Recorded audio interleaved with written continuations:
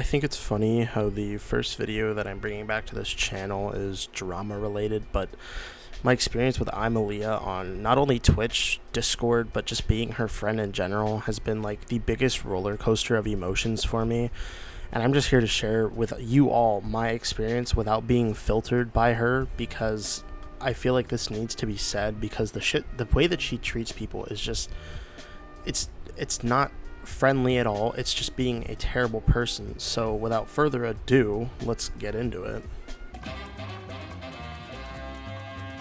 So for those of you who don't know, Emily is a Twitch streamer with almost 600 followers, and I've known her since like last April, and we became just really close. I found her through the Zombies community, which is a place that I called home. I still say that I call it home because a lot of my friends are in the Zombies community, but I'm not as like present as I used to be.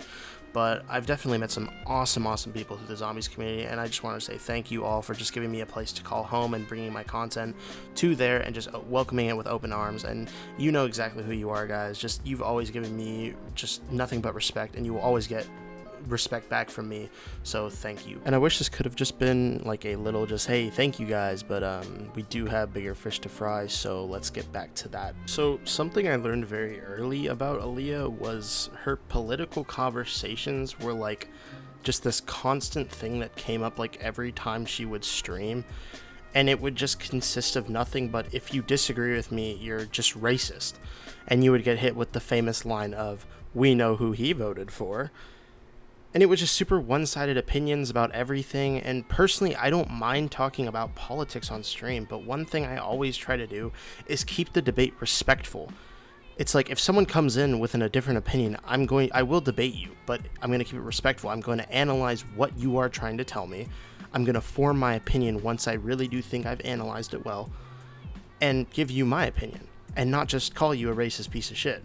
But Aaliyah never really did any of that. It would just be, if you disagree with me, you're wrong. And this really showed in a situation I'm going to talk about in the next segment.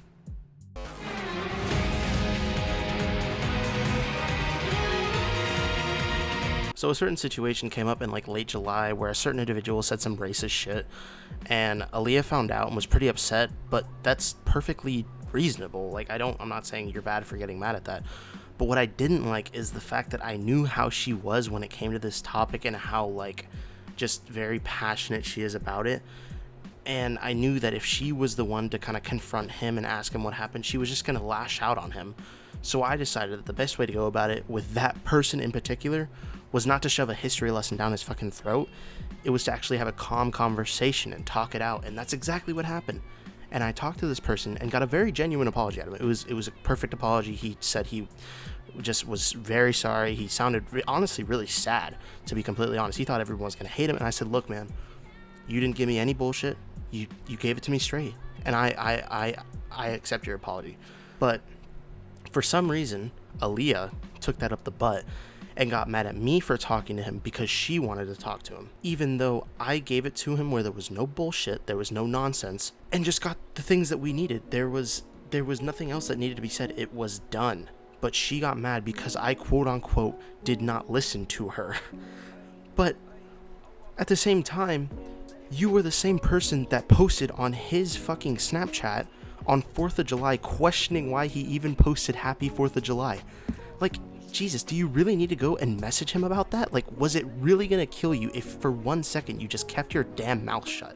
And it's like, the fact that you got offended by that is just so stupid, and that's exactly why I didn't want you talking to him. The fact that you got upset over him saying Happy 4th of July is just idiotic.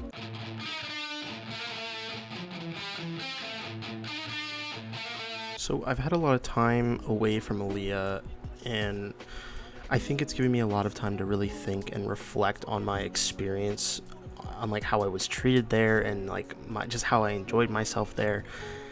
And to be completely honest, the conclusion I came to was I was exploited by her. Like, our friendship was nothing but like a facade. It was just fake. And what I mean by that is, if we are friends and we have a real friendship, then why have you not messaged me since the incident trying to talk about the situation? And if I'm your quote-unquote friend, then why don't you give me the respect that a friend should get and give me a one-on-one conversation? The reason I didn't get any of those things is because she didn't care about me. She didn't care about our friendship or whatever the fuck you want to call that. You didn't care. And all the shit that you're doing to me further proves that. And if you want further proof that she's fake as fuck, I got you right here. I was a moderator in her chat, and apparently she wasn't happy with as much as I was in her Twitch chat or watching her streams. She said that she thought that I just wasn't in her streams enough to be a moderator, even though every time I could, I was lurking in your chat, and every time I could, I was in Discord calls with you. So that's not true. And if you are upset with me for not being there for a few days, I'm sorry that my life does not revolve around Twitch. I'm 18 years old. I have other shit to do. I was fine with watching you. Like, I was perfectly fine with that. But I'm sorry if I can't 24/7 be in your stream. Like, that makes no sense to be mad at me for. It's like you're punishing me by taking away my moderator role. And it's funny that you say that I'm never in your streams when you're never in mine. You are rarely ever in my streams, and if you ever come to my streams, it's a few words and that's about it. You don't lurk my stream like I lurk yours, so I don't see why you're complaining when you're being a hypocrite about that. And if you want to sit there and say that that isn't true, there are multiple people that I can have back up that statement. You say 2 words and you leave the stream. You never support other streamers. You raid them, but that's about it. You never stay and support their stream, and you complain when people don't support yours. I remember on several occasions where you would get raided and you wouldn't get followed, and you would complain about not getting a follower from the raid. It's like, be happy that someone was generous enough to give you that raid. Followers are not fucking everything, and I wish you would realize that. Now, to touch on some of her hypocrisies, the last argument we had before she completely stopped talking to me, she mentioned that I can never let anything go. But that's not true, and aren't you the same person who constantly bashes your ex who left you for some dude? Like, it's been months since that happened. Like, I get it's fucked with your head mentally, but like, just let it go, man, move on. And the example you gave during our argument about how I can't let things go was so stupid, because it's another example of how you take everything up the ass. You mentioned some quote-unquote drama I had with another streamer, but I don't think you realize that every time I spoke about that, it was clearly a joke. And there are multiple people that can come to my defense and say that they were nothing more than fucking jokes. And here's literally a perfect screenshot that I found of you literally getting upset over no reason. I said that it was dumb that you're not shaving your head and now you're dyeing your hair for 1K followers. It's like, it was clearly a joke. And then even more in one screenshot, it's literally a 2-for-1. You bring up something again that was clearly just jokes, and it was the whole drama with blank streamer. And it's crazy because all this is happening to me because I went against your word and talked to someone who I knew wouldn't want to talk to you about a situation that, again, I knew they didn't want to talk to you about. And you got upset and then treated me like shit.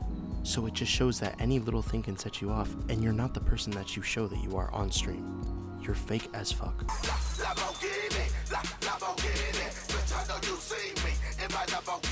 To sum up exactly what this video is, yes, I would say in some way it is a expose video, but at the same time, I would just call this a warning to people. Just be careful who you really call your friends, because 1 second people treat you like you're the best of friends, and then the next they just stop talking to you as a whole.